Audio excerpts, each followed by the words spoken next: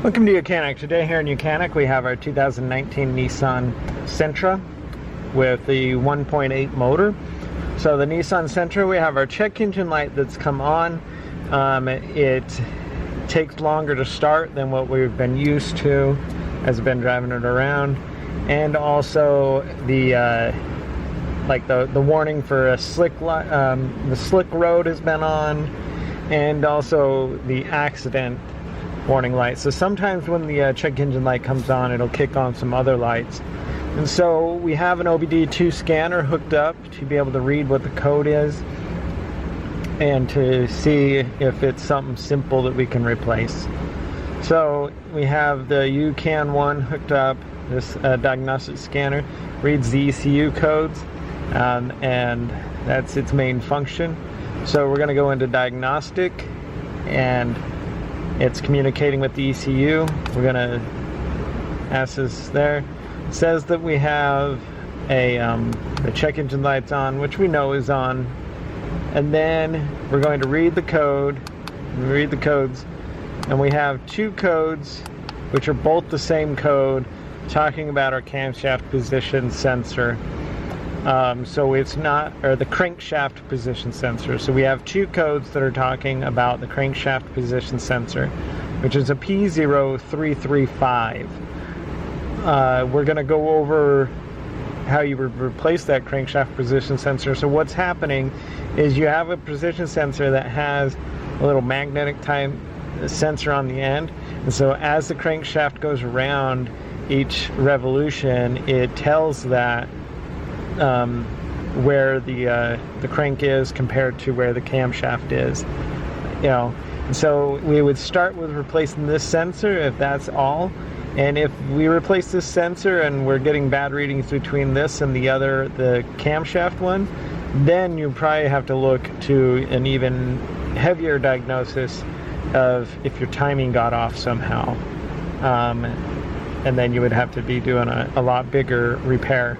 But because this is really just saying just the crankshaft sensor, we're going to go ahead and replace that and see where we stand. So to start with, we've jacked the car up. We have it supported with jack stands. There's our backup, and there's this little cover that goes right here, and it has 4 bolts that hold it in. This cover goes right here. It's got 4 bolts that hold it in and 2 push pins. 2 on this side, or 4 push pins, 2 on this side and 2 on the other side. So you remove that for your ease of access to get to your crankshaft position sensor is what we're replacing. And so you see this hole here, and right up through that hole is where the crankshaft position sensor is. It's up on top here. So to start with, we're going to undo the connector, the electric connector, and you get up, you squeeze the one side of the clip and then pull that off. And then there's a number 10mm bolt up there that we need to loosen and remove.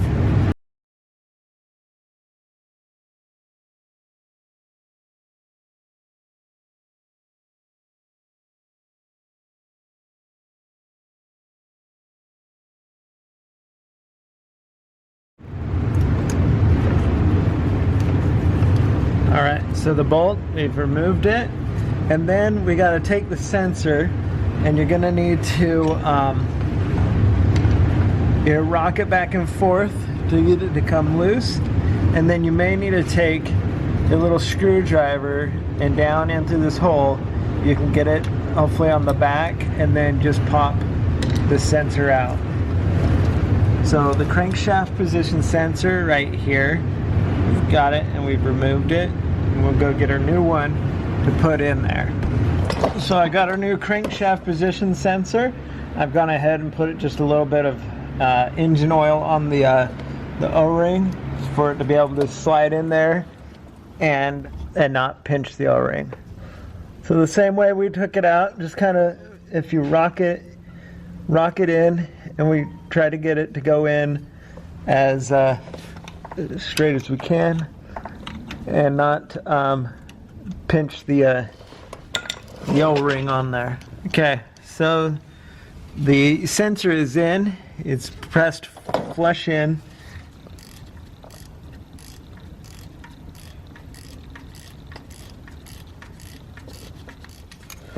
Alright, so we tighten the bolt up, then we go ahead and connect the electrical connector back up.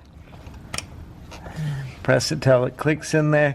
Then you would put the shield back on, but we're going to go ahead and check, make sure that everything is working good. And that was hopefully the only thing we needed to do. So we have gone ahead and replaced the crankshaft position sensor. Now we're back in the car and we're going to go ahead and delete the code and make sure that it starts the way it should and the way you've been used to it. And hopefully it doesn't start. It's not going to be take a long time to start. It's just going to start on demand. Right? So we're going to go to stored codes, or we're going to go back. We're going to go to the erase codes. We say yes, because we did replace the part that is in question.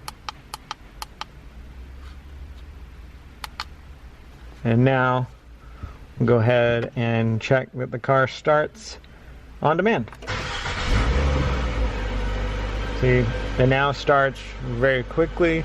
Instead of being, it would crank quite a bit to start up.